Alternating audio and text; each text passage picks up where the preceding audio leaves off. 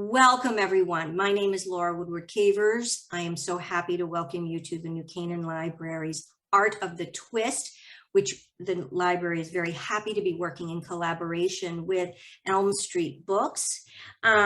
The Art of the Twist is going to be a conversation between Tessa Wegert and Edwin Hill.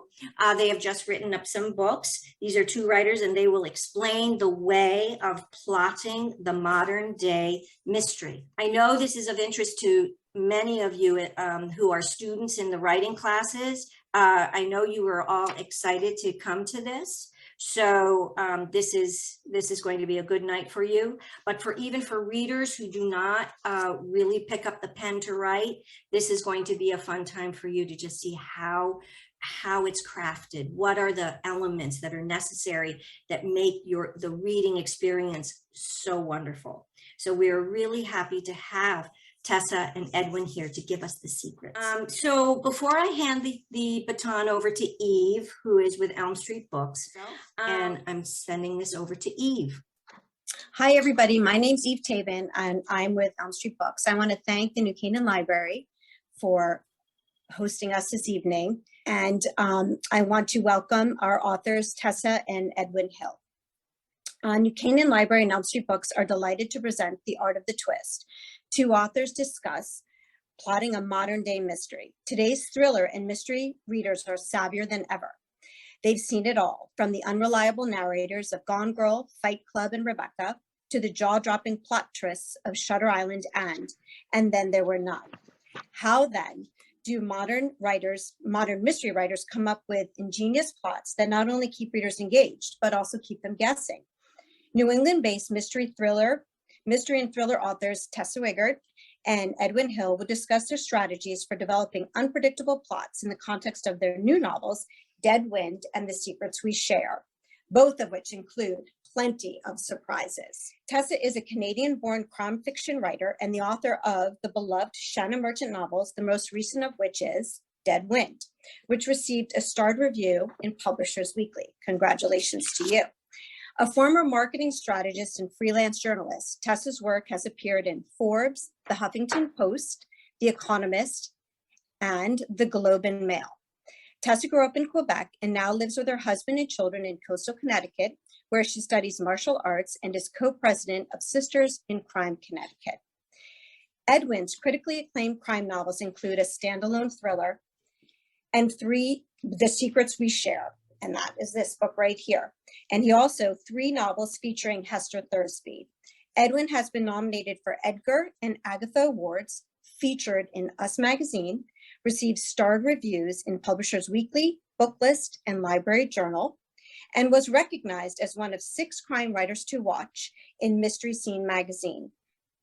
He lives in Roslindale, Massachusetts, with his partner Michael and his favorite reviewer, their lab, Edith Ann, who likes his first drafts enough to eat them. Tessa and Edwin, I will now turn the program over to you. Thank you so much, Eve. And thank you, Laura. Thank you, Eve. Thank you, Laura. Hi, Tessa. Hi, Edwin. I'm so happy to be finally doing an event with you. For those who don't know, this is our first event together, although we've known each other for quite a while. So I think we're both excited about finally having the chance to talk. I think there are actually quite a few similarities between our books, not only with regard to the protagonists, but even, the plot twists and the surprises and our kind of approach to plotting. So this should be very, very interesting tonight, I think. I think so too, and I think it'll be fun too, because Tessa's coming into the 3rd book in a series, which is always a really interesting place to be in a series. And I just wrote my first standalone after having written a series, so we can kind of talk about the differences between plotting over an extended period of time, like you do with a series, and plotting for a single book. So this should be really fun.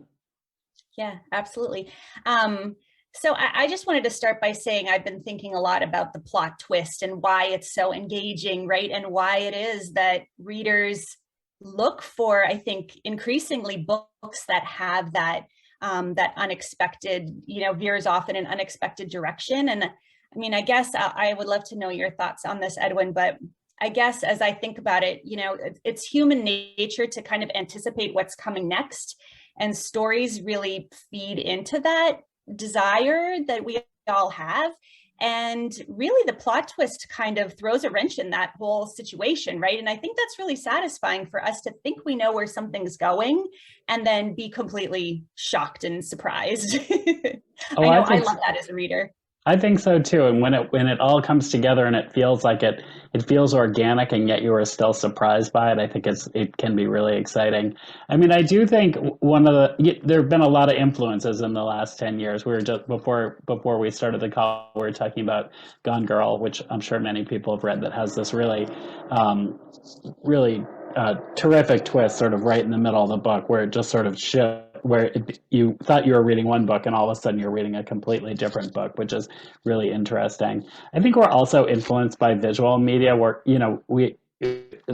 things have become visual now, and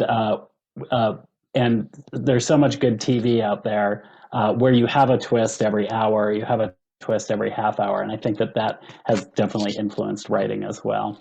I think so too, and that brings up a very good point. Is there such a thing as too many twists? I mean, I think about this a lot when I'm writing, because I want to keep obviously the reader engaged and on their toes, and I don't want to ever be too predictable with where the plot is going. But is there, Edwin, what do you think? Is there such a thing as too many twists? I mean, can you just completely throw a reader off balance if there's a twist a minute? Is it just too overwhelming? Does it take away from the satisfaction of reading a mystery? Sure. I mean, just to keep my TV analogy going, I do think it's interesting when you watch series television, where I think that this does happen, because when they're filming series television, they start filming the first episode before they've figured out the last episode a lot of the time, and so you'll see where the plot sort of goes in a certain way, and then it goes in a different way. And if you're reading a book it clearly wasn't planned to go that way. I'm thinking of some examples, but I'm not going to say them. And I think if you have a book where I think you can have as many twists as you want in a book, as long as they feel organic to the plot, and as long as they're built into the plot, so that they're supported by the structure of the story. What do you think? Yeah, I would agree. I mean, and this brings me to a question that I had for you that you touched on already a little bit. When you went into writing your series, did you know what the twists were going to be? Overall, thinking of the series, the overall, overarching plot of the series and the character arc throughout the course of those first 3 books, did you know what would happen? And did you even furthermore know, from one book to the next, what the plot twists were going to be when you started out writing that first page? Or are you kind of more like a pantser, fly by night type of writer who doesn't, who likes to be surprised right along with the reader? Oh, sure. That's an interesting question. So I read a series, it's called the Hester Thursby series, and Hester is a librarian. She works for Harvard University, and on the side, she finds missing people. And she has a long-term partner named Morgan, and between the two of them, they are raising a child named Kate. So those are the core, and then they have a friend named Angela. Those are the 4 core characters in that series. And I do map out the emotional story, so I know where Morgan and Hester are going. I know where Kate's going. I know how Angela's going to fit into the whole story. They have some other friends too, but those are the 4 main characters. So I know the emotional story. I know how they're going to evolve in thetheir relationship, what's going to happen to them in their relationship. But as far as the mystery and the plot, not one clue. I'll turn this back to you, because I think your series is so interesting in that there was a central in these first 3 books. And tell us a little bit about your series, if you would. In these central books, there is a through line and I was curious how much of that you had there from the start. Yeah, that's an interesting question for me, because when I wrote so my series is called the Shayna Merchant series, and there are 3 books out currently and a 4th on the way next year. And I started off writing it. It wasn't a series at all. I wrote the first book, Death in the Family, as a standalone. And it was the acquiring editor who said, what do you think about making this into a series? So, when I wrote that book, I didn't have any idea where the characters would go from there. There was a clear ending to that story. Although I will say there were some aspects of the plot that I planned to kind of leave a little unfinished, just to kind of keep people, wondering after they turn that final page. But then when the decision was made to turn it into a series, then I really got thrown into book 2 without any idea of where I wanted to take it. And I really had to look back at the groundwork that I had already laid in the first book to see kind of the structure that was available to. I kind of think of it as like building blocks, right? Like what is the foundation that I've laid? What kind of structure am I working with to be able to build on now? Which characters have I already established? What's already happening with the main character? What's her backstory? What has happened even in the first book that potentially might influence her decisions and the way she approaches the cases that she's investigating in the future books. The main character, Shayna Merchant, is a senior investigator with the New York State Police in upstate New York in the Thousand Islands area. And when the first book starts out, she has PTSD and is a lot of trauma associated with this abduction experience that she had. And you find out as the series goes on that her abductor is actually someone that she has, I think I usually don't like to say this because I fear that it's a spoiler, but it's kind of out there now. So I used to just say a close relationship with, but there's actually a blood bond between her and her abductor. So that character is this kind of arching threat to her throughout the series. So that's one of the through lines I think that you were referencing. She's got this relationship with him. He's after her. He follows her to upstate New York from where she used to live in New York City. And now not only is she investigating crimes in her new community in the Thousand Islands, but she's also fending him off, and he's, getting closer and closer. So yeah, I mean, going into each book, I have a sense of how much I want that aspect of the story, that subplot to move forward.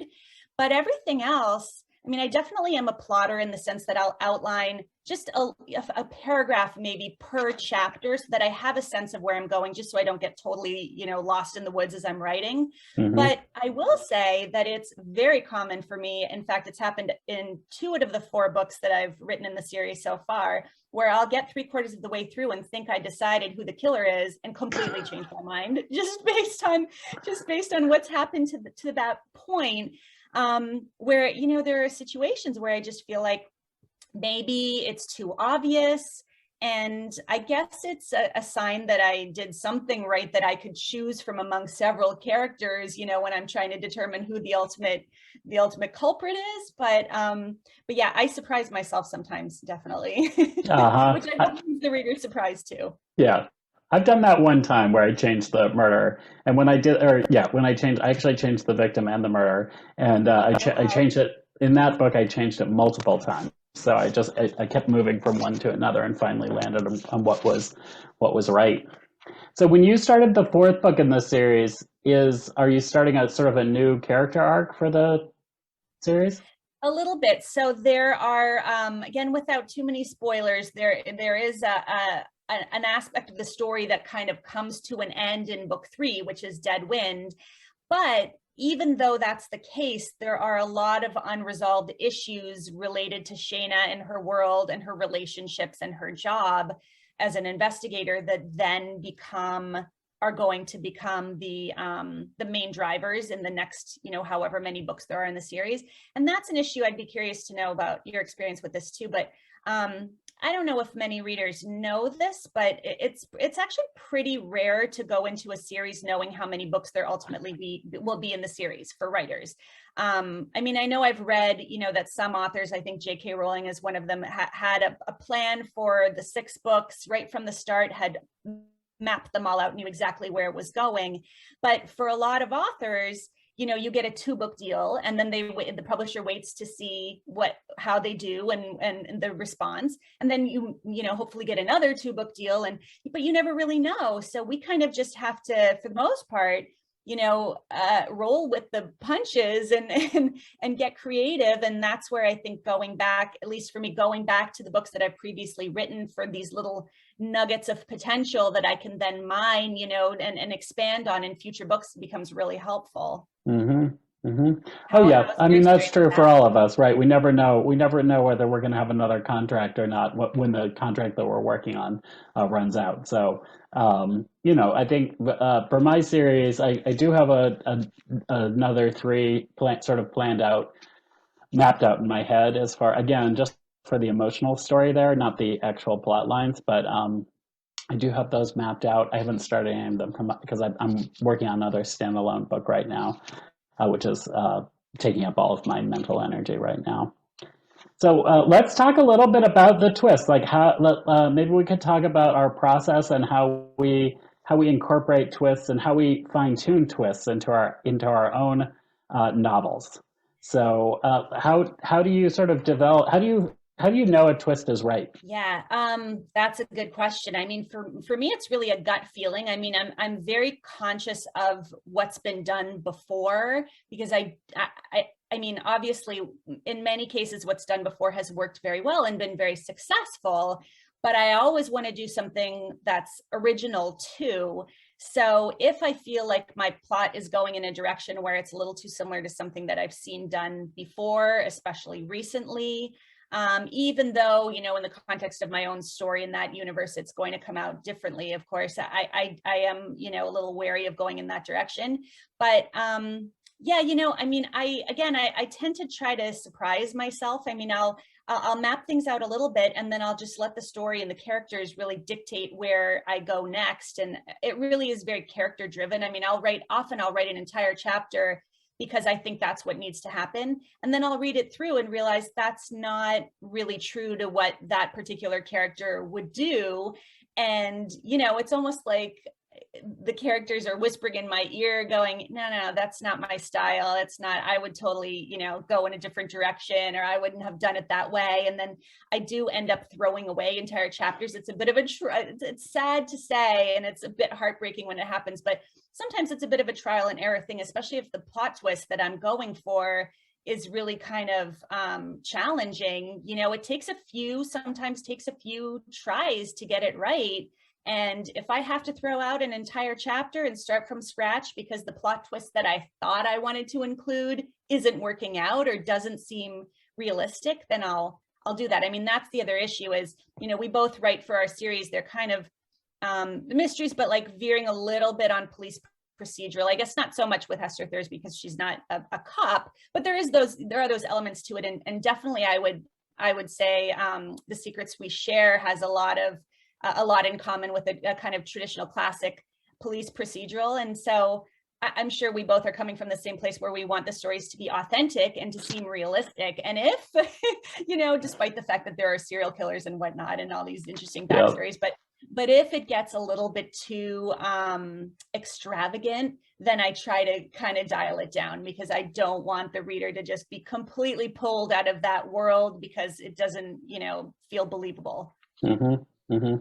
That's interesting. Yeah. Well, I have an advanced degree in law and order, I always say. So like when I'm writing police procedure stuff, I usually just use I watched every single episode of that stupid show. I just use my knowledge from there. And then I actually check it with a real cop to see if I got it right after I've written the whole thing. That's interesting. So for me, my books are character forward too. So I always start, I'm on my 5th book now, and I finally figured out my process, which was it was a really nice thing to finally realize. So I do a lot of writing at the beginning where I think about it as a jigsaw puzzle, but not as a single jigsaw puzzle. Think of it as like, take every jigsaw puzzle in your entire house, dump them into a bag, and then start trying to put one of them together. And so that's my first draft. And what I do in that first draft is I start figuring out what the pieces are. And so I'll write pieces and I keep some of them, but I throw a lot of them away because the ones that I don't need are like those extra pieces of puzzle from the extra puzzles that are in there. And so I do that first draft. I have way too many pieces in that puzzle. Usually toss most of that draft, just like Tessa was talking about. But out of that draft, I figure out who the characters are, and I figure out what their motivations are. So what does this character want, which is really central to any story, whether it's a mystery novel, whether it's literary fiction, whether it's a romance. So what does our protagonist want?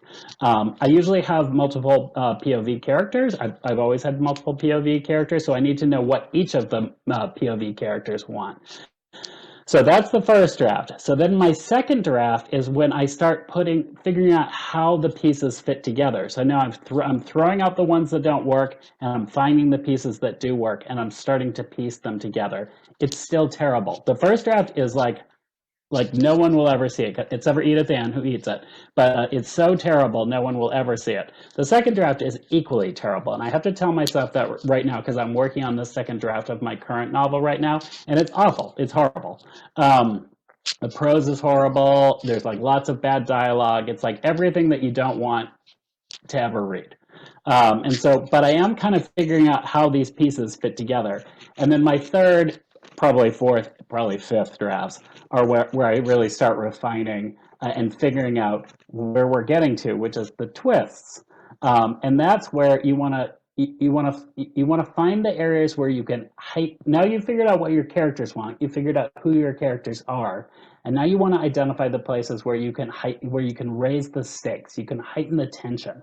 You can find the places where I was just working with a student. There's I teach an MFA course, and she had 4 characters who had to cross a dangerous bridge. And the whole scene was the 4 characters crossing the dangerous bridge, and they all got across. And I said to her, how can you raise the stakes here? You have 4 people who have to do the same thing. How can it be different each time so that you are saying one character's in danger, one character gets to be the hero, one character gets to be the fool? How can you change the stakes here for each of these characters so that the reader's getting a different view? So I look at every scene, I look at every action in the story over that third, fourth, fifth, sometimes sixth draft, and make those decisions. Yeah, that's fascinating. Yeah, I mean, for anyone who is tuning in tonight, who's a writer, that is perfectly normal to have terrible first drafts, and then Awful. You have to work, through 5 or 6 of them to get to the point where it's something that you would ever allow to see the light of day or show to a beta reader or anything else. That's just the process. I mean, it is a lot of trial and error, right? And it's a lot of fine tuning, and especially with those twists, because we're approaching it thinking we have an idea, but whether or not we can execute that idea, it really depends on so much. And sometimes they just don't pan out, or sometimes, which can even, I think, work out better, they don't end up being exactly what we thought they would be, but they turn into a slightly different twist. Like, so I'm working on the 4th book right now. I'm in the revision process of the 4th book in the Shayna Merchant series. And there was, I had a lot of twists along the way. This was one of those books where I decided that the killer was going to be someone else. And I decided that at the 11th hour, like 3 days before it was due to give to my editor. And I remember coming away from my computer the night I made the decision and saying to my husband, so I changed the killer. And he just looked at me and shook his head and said, are you crazy? You don't have time to do that right now. I mean, don't you only have 3 more days? How are you going to? But it ended up being fine because I had already kind of established that it could be any one of these 3 or 4 different people, as you do when writing a mystery, right? But I ended up with this, I think, exciting twist that I didn't even intend to include. But as soon as I changed the villain, as soon as I changed the killer, there was this opportunity to introduce a twist that just completely came out of left field. So, I mean, sometimes, we're just as surprised as the readers are, which, I mean, you do hear about mystery writers who don't plot at all and who just go into it not having even a sense of, like you said, the emotional arc or the journey of the characters. I mean, some writers will just sit down and just start writing, and hats off to them, because I just think I would be so in the weeds, immediately lost, because I get so excited about the prose aspect of it and the atmosphere and, developing the setting that I would be, I would forget all about the plot. But I guess there's something to be said for surprising yourself and allowing yourself maybe the flexibility to change your plans too, because it can work out sometimes. Oh, it sure can. Well, my current novel, the one or the Secrets We Share, when I proposed it to my editor, it was about a couple that ran an elite private school in New Hampshire, and the final manuscript that I turned over to my editor was about two sisters who live in Boston and have a deep secret from their childhood, and along the way, it passed through a point where it was about a therapist who spied on his clients. So you can go through these journeys of and I had the luxury because I was working on a standalone of it could be anything, and I think I was like, oh, it can be anything, and so I had the luxury of just sort of following whatever I wanted to, and thankfully my editor was like, okay, we'll see where this is going to go. But yeah, I mean, I think it can be fun to really just follow a story. So let's talk a little bit about structure. Do you follow a certain structure, or is there something that you hang your stories on to help you help guide the twists? I mean, I think the structure is all about twists. Yeah, that was a question I had for you too, is that, at what point do you introduce the twist? I mean, aside from just a 3-act structure and trying to just really raise the stakes and amp up the tension toward the end and having, that middle point where things get very dangerous and very exciting. I don't use Scrivener. I'm not, hard and fast about mapping all of that out. I don't even write on Post-it notes and paste them all over the wall or the door to my office or any of that. I keep a few notes just for, style purposes, just so I can make sure that eye color is consistent, like character traits but that's the only thing that I ever really write down. And then I really just base the book off of this bare bones outline that I've written. And that's what I give to my editor. And lucky for us that we have editors who are flexible, right? Because I've had the same situation where I have pitched one thing and I've written a synopsis and handed that in and they say, I love it. And then when I actually give them the book, it's totally different. And there's always that moment of absolute freezing water down your back fear where I think they're going to hate it. It's not what they asked for. It's not what they wanted. But so far, knock on wood somewhere, the editor has liked everything that I've turned in. But yeah, that's kind of my approach. And it's just, a lot of it, I think for writers, the more you write and also the more you read, especially in your genre, you just get a sense for the pacing of a story and the flow, right? And it's just intuitive at this point. I can tell when a chapter in the story is just too slow and it's bogging down the action and it's not, moving anything forward the way that I need it to, the way that every chapter really should, the way really that every paragraph should, right? And and when I get that feeling, that's when I start to kind of slash and burn and kill my darlings and all of that stuff. Yeah, nice. What about you? I would, for anyone who is a writer who's listening, who's a writer who's working for a novel, I would highly recommend learning the basic 3-act structure if you don't know it already, and just understanding the beats of the 3-act structure. The 3-act structure starts here with your inciting incident, and it goes up here to your climax. And there's always rising action the entire time. So your inciting incident, and I'll give you a couple of examples that everyone will know in just a sec. The inciting incident is when your protagonist makes a decision that they can't come back from. It's a point of no return. And then your climax is when all of the storylines come together. So think of it like as like one of those Marvel movies where all of the superheroes come together for their final battle. That's the climax. And then along the line, you have these other plot points that are important. But if you just remember those two, that's really all you need. You just need to connect those two things. But along the way, you're also going to have a plot point 1, which comes about 1/4 to 1/3 of the way through the story. You're going to have a midpoint, which comes right in the middle of the story. So if you're writing a 90,000 word novel, it comes on word 45,000. Then you have plot point 2, which comes about 3/4 to 2/3 of the way through the book. So if you're writing a 90,000 word book, that's going to be on page, that's going to be word I sometimes have this memorized and sometimes I don't. That's going to be word 60,000 to somewhere around a little bit more than 60,000. And then finally you have your climax, which comes in the last 50 pages of the book. And after the climax, you have the denouement. And what each of these things do, what you use each of these things to do is to reverse the story. So you have your character going towards something, and then an incident happens, and all of a sudden the story reverses. And my favorite example is The Wizard of Oz, the movie The Wizard of Oz. And if you think about the midpoint of The Wizard of Oz, which is a really good place to have a great reverse. So The Wizard of Oz is the only thing The Wizard of Oz is about is getting to the wizard. Dorothy lands in Oz, and she needs to get to the wizard.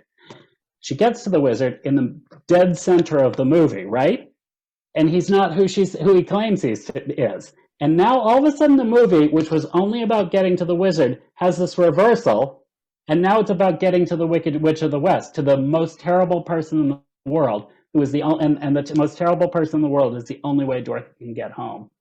And the story is about motivation, right? So when the inciting incident in The Wizard of Oz is when Dorothy decides to run away to save Toto. So the nice thing about that is Dorothy's making the decision. She's running away. You always want an active protagonist, right? And so she runs away, and it's a point of no return. And so how do we know that? And that matches up with her character motivation, because she wants to go over the rainbow. She wants to leave Kansas. So she runs away. And how do we know that she wants to leave Kansas? Because she just sang a song about it and told us, right? And so when you're writing your book, think about the songs that your characters can sing so that we, the readers, actually know what those characters want. Obviously, you're not going to want your characters to stop and sing Somewhere Over the Rainbow, but you want them to be able to say to the reader, this is what I want. This is my goal. And so anyway, so if you look, I would highly recommend people getting out there, reading about the 3-act structure. It's really easy to follow, and it's a really good guide as you're trying to sort of feel your way through writing your first novel, which can be writing your first novel. I remember very clearly, just there was a lot of doubt, my own personal self-doubt, and you want someone to read it and to like it. And if you have some guides out there that you can follow, I think it can be really helpful to get you to the right twists and get you to the right market, so that your novel will be an editor will like your novel. So Edwin, maybe, on that note, maybe we could each talk for a second about how we, where did the plot twist fall in our own lives as writers, right? Like, when did we actually manage to publish a book? What was your initial experience like? Was the first book that you wrote the first book that you also sold? Oh my Lord. I'll tell you a short version of my long story. So I went to an MFA program in the early 2000s, and I wrote I finished a manuscript as part of the MFA program, and I graduated, and I got an agent. I got a super fancy agent in New York, and I really thought I had it made. So that was maybe 2002, 2003. And we shopped it around New York. It never sold, and it was like totally discouraging. I was like in so much debt for my MFA.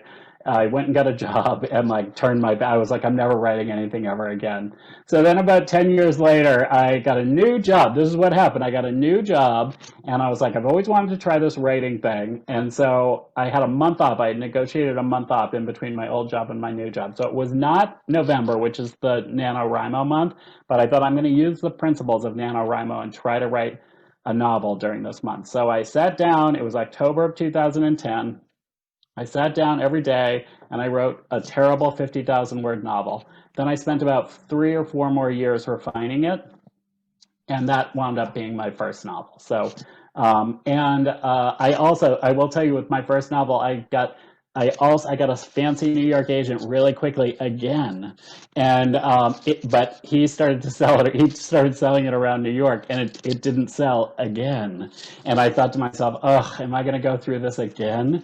And I thought, "No, you're gonna take the notes that you're getting from these rejections, and you're going to revise this novel one more time." So we pulled the novel from consideration. I spent another year revising it, and then it sold really quickly. How about you, Tessa? Yeah, that's familiar in a lot of ways. So my short version of the long story is I started out writing bio thrillers in the vein of Michael Crichton, and some of them actually included dinosaurs, and it was stuff that would have been huge in the 90s, but guess what? There was absolutely no market for it when I was working on this stuff 10, 12 years ago. So the first book, and it was a series, and like a genius, I decided I was going to write, you know, all 3 books in the series right off the bat. But then when the first book in the series didn't sell, what was I going to do with the second and third book? So those all became my practice books. But the first book I wrote was the book that got me my agent, who I still am with today, but she was never able to sell those books. So the plot twist for me was that after several years, maybe 8 years of working on those thrillers and then trying a couple of other things and writing some short stories and having some successes along the way, like award wins and things like that, but really, you know, no book deal, no contract. My agent said, well, we should try something a little bit different. And what else do you like to write? And I said, well, actually, my favorite genre is mysteries. And if I think about it, there's a mystery component to everything that I've written so far. I'm going to write a classic golden age mystery that is, you know, in a contemporary setting. And one of my favorite books is And Then There Were None by Agatha Christie. And so I wrote like an, you know, ode to Agatha Christie with this book, Death in the Family, which is set on an island, which has a very dysfunctional kind of cast of characters. It's a locked room mystery. And so there's the twist, is after all that time and all these other attempts, that was, you know, completely unexpected. The book that ended up getting me the contract. And then for the fact that it became a series was definitely unexpected too. Nice. Everybody's journey is so different and so interesting, right? Yep. When I was working on my second book, I was under a lot of time constraints, and so I thought I'll go back and dust off that old book that never sold and see if I can turn it into something. And I read about 10 pages and I was like, oh, well, I'm glad that it never sold, because boy, is it terrible. The same way, mine will never see the light of day. Like, No. they are practice, those are practice books. And I cringe to think, you know, that someday someone could possibly read them. I don't think that will ever happen. I hope not. Oh, I agree with you, Casey Davis. I think this has been such a great conversation between the two of you. Lots of really, really good information, and you guys are so fun to listen to. Thank you. So fun. I want everyone to please, if you have any questions, to please put it right into the chat. The chat is right at the bottom of the page here. And while that is happening, you know, just click on that and you can type right into it, and then I can read the questions out aloud. But I actually have some questions for you guys. I was just listening to it. So when, I can't remember who was talking about it, both of you were talking about mapping emotional stories. You know, that's how you like to start your story. You like to map the emotional story. What are the elements to that emotional part? Like, what are you mining into your story? Well, I think I was talking about the series actually, and one of the things with a series is you don't want your series characters. One of the joys of a series is that you're working with the same characters, and so you get to really know them really well. But one of the pitfalls of working with a series is that the character doesn't change at all. And Hercule Poirot doesn't change ever. In the many books that Agatha Christie used him as a character. And so when I look at mapping the emotional journey for my series characters, I just want to make sure Hester and Morgan and Kate have evolved into new characters by the end of a series of books. So like in the first book in the Hester Thursby series, this child has sort of been foisted on her, and she's like not into it. And like she's 36-year-old, she doesn't have kids, she doesn't want kids, she's not into it. And so what I really wanted to show was her emotional growth as this surrogate parent to this kid, and that they wind up kind of liking each other at the end. So that's really what I mean around a series emotional growth. I see. Yeah, similar for me. I would say, you know, Edwin touched on this a little bit. Motivation is a big one, but also, you know, just throwing as many kind of challenges that potentially have an emotional response at the character as possible. So the first book of my series, I think I mentioned Shayna has a lot of PTSD and anxiety related to her abduction experience. So that is something that follows her throughout the entire series. She has a hard time trusting people. She does not want to open up about her experience. She's afraid that it will make her look weak because she's a police investigator, but she, you know, allowed herself to be kidnapped. So there's just a lot of emotional baggage that she brings into the series. And then those are all things that she works through throughout the course of each individual book, and that various characters in the series help her work through. And again, you know, Edwin mentioned growth, that's a big part of it, is you want to see the characters change and evolve and respond to the other people in their lives, the environment, the situation, all of that, because you do want readers to be continually engaged, and especially with a series to want to come back. And if the character is stagnant all the way through, there's no real reason, you know, why come back and read more, right? You want to see that growth and that change in them, and really find out where they're going next. Mm-hmm. So it's interesting how, you know, and I may be wrong, and when I was listening, because I was still admitting people into the program, but so you were saying that you were first trying to organize the emotional state of the characters.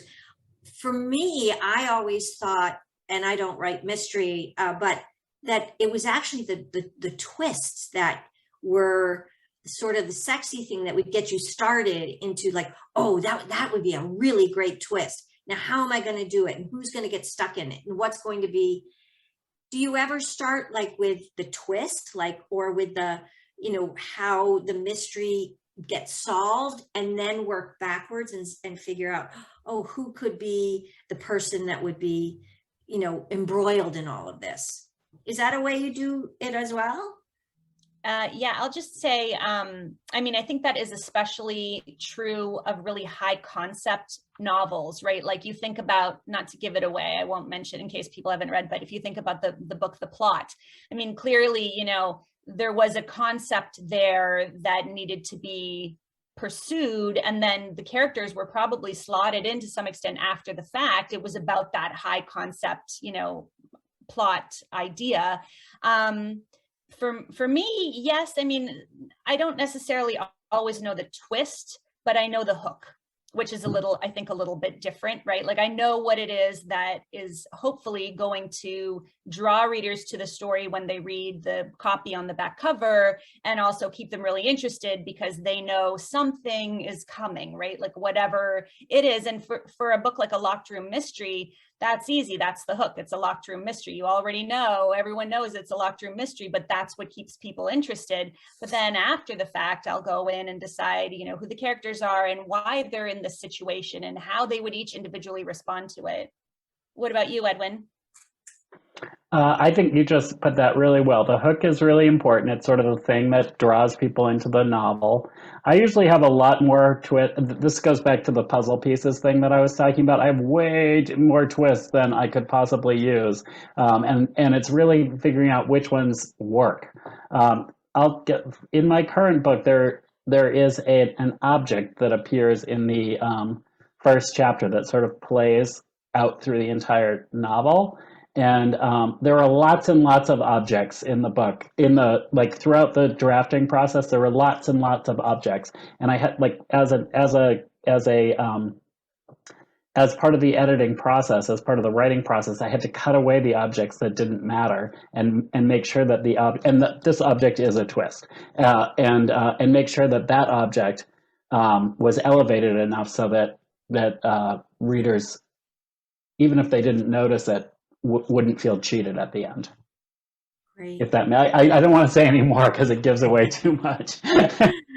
So you have a question here directed to Edwin. Do the plots have a direct impact on Hester's or any other character's growth?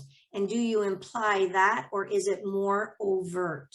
Yeah. Oh no. The plot. I mean, the Hester Thursby books are relatively dark, and so like the things that Hester and her friends go through are like not things that you would want to have happen to you, and so she doesn't just forget about them in the next book. They sort of stay with her, and they contribute to her growth and to her family's growth. So I have just another question.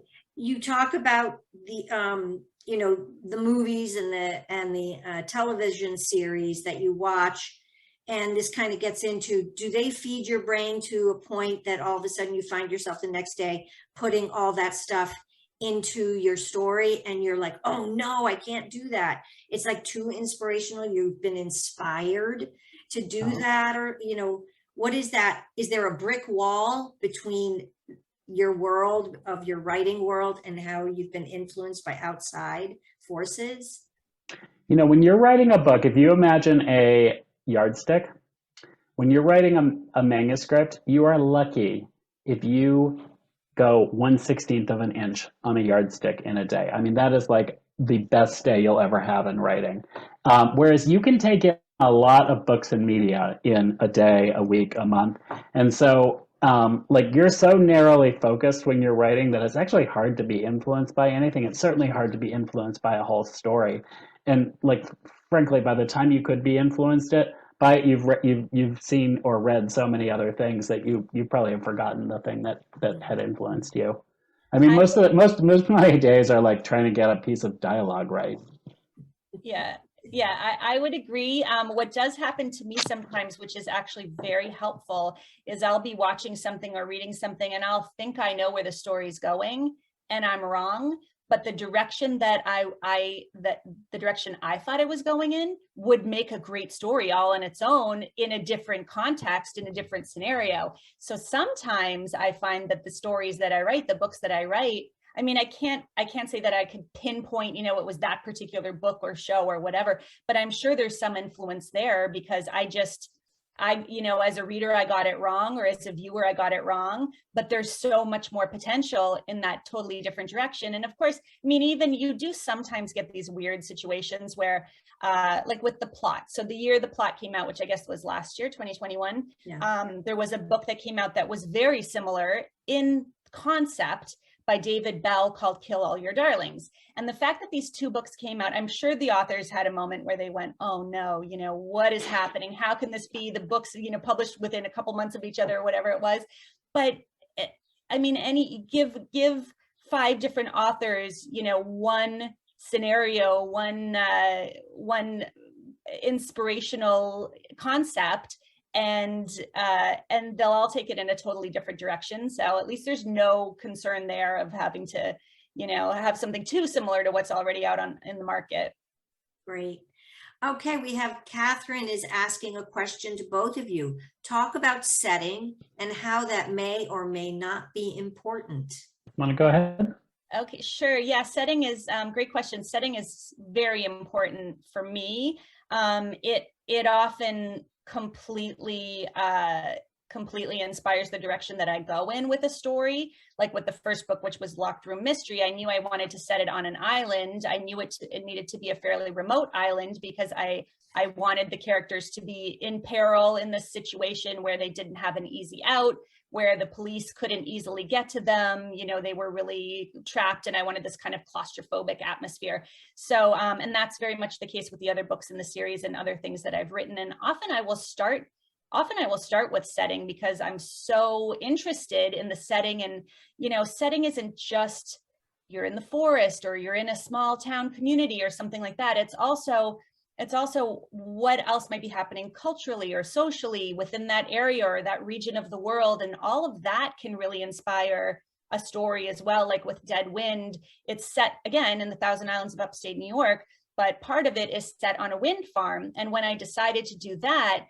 there was so much potential there to mine, you know, the environmental impact of the wind farm, subplots about who might be against, opposed to having a wind farm introduced into the community because of environmental, you know, hazards. I mean, there were so many different directions I could go in with activists and whatnot. So it's, yeah, setting is hugely important, I think, for me at least.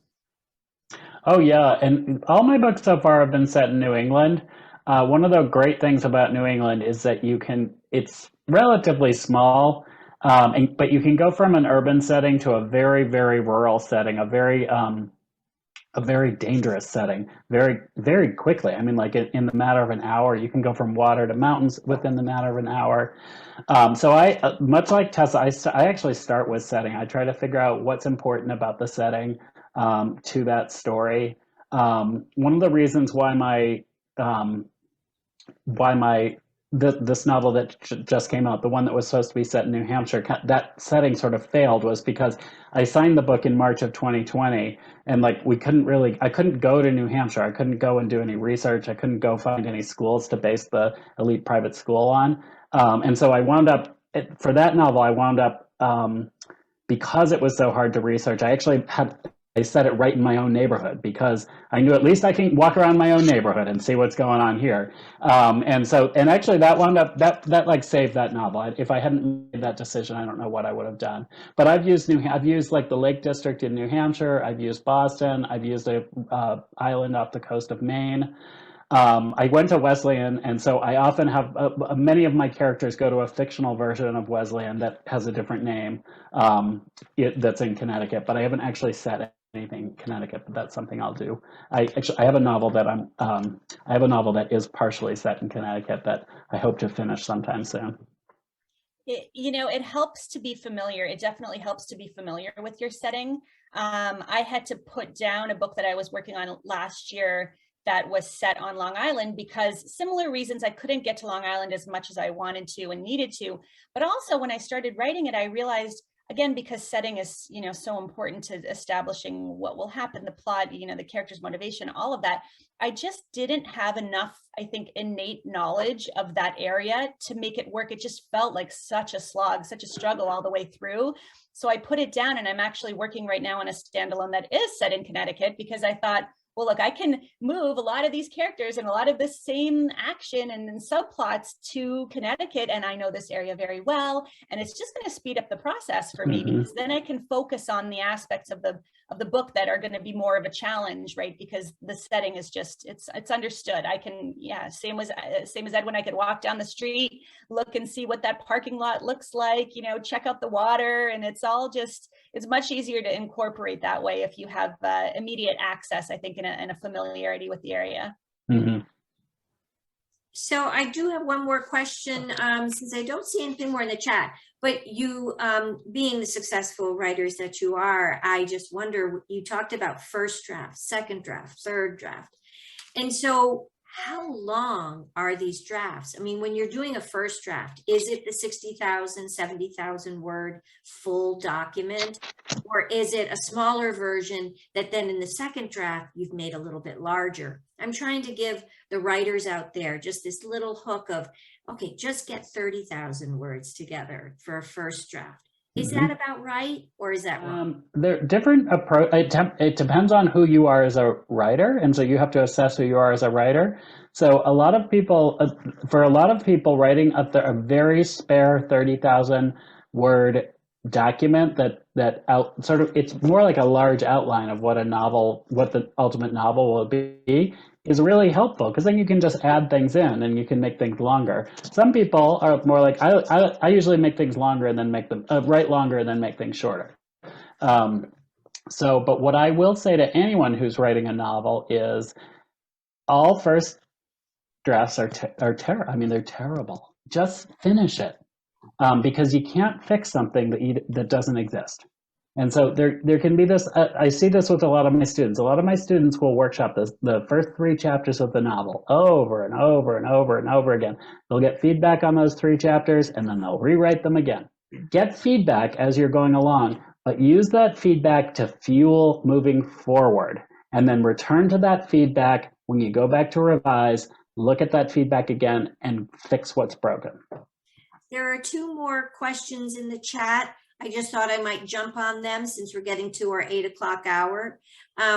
Catherine is asking, how did you both find your first agent? I think you talked about it a little bit, but go ahead, just tell us that. I'll just quickly say, so I lived in Chicago at the time, and I had done a lot of cold queries for months, just sending out emails just with a little quick pitch, a little query letter to agents that I thought would potentially be a good fit after doing all that research into what kind of books they were looking for, what they didn't represent, and so on and so forth.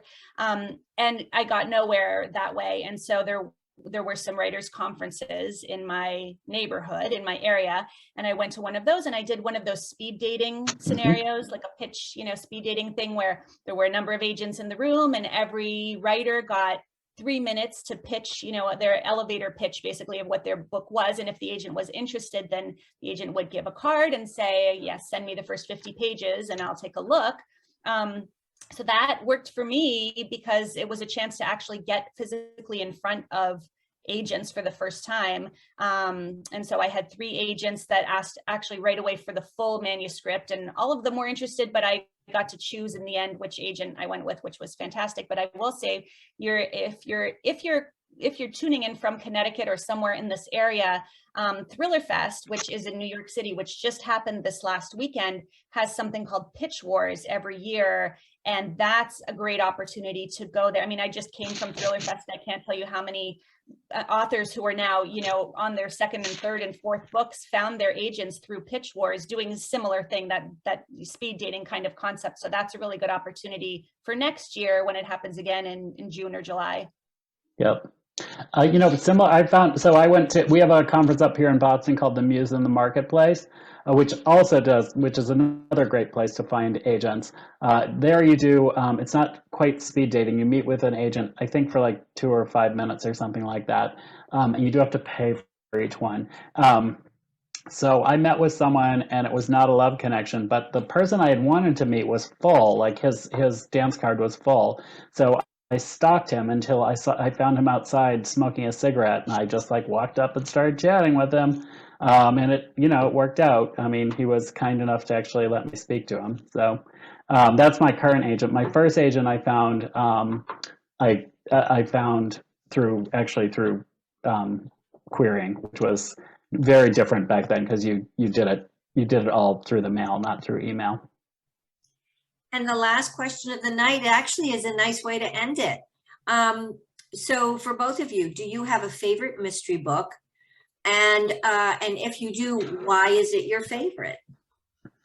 Okay. Oh, and someone, just to follow up with what Edwin had just, stalking works. We heard it from Edwin. That's a Casey.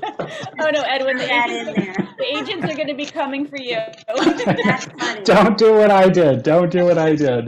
Anyway, so what is your favorite mystery book and why is it your favorite? Go ahead, Edwin. I will say, so when I had given up on writing, there were a couple things that got me back into writing. One was that month off that I had, which was so luxurious.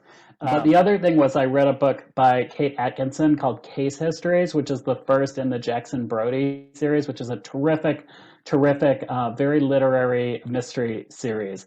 And she did much better than I did. She did what I was trying to do with my first novel, the one that didn't sell. And I read it and I thought to myself, well, she did it, so I can do this, right?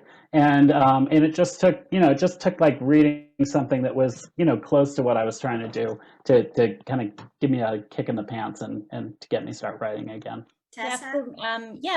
For me, one of those books, I mean, I have so many favorite mysteries and favorite authors, but one of those books that had a similar effect on me to what Edwin is describing was The Dry by Jane Harper. It's an Australian mystery author. And I mean, that book is a little difficult to read depending on your comfort level with violence, and it's much more violent than the stuff that I write.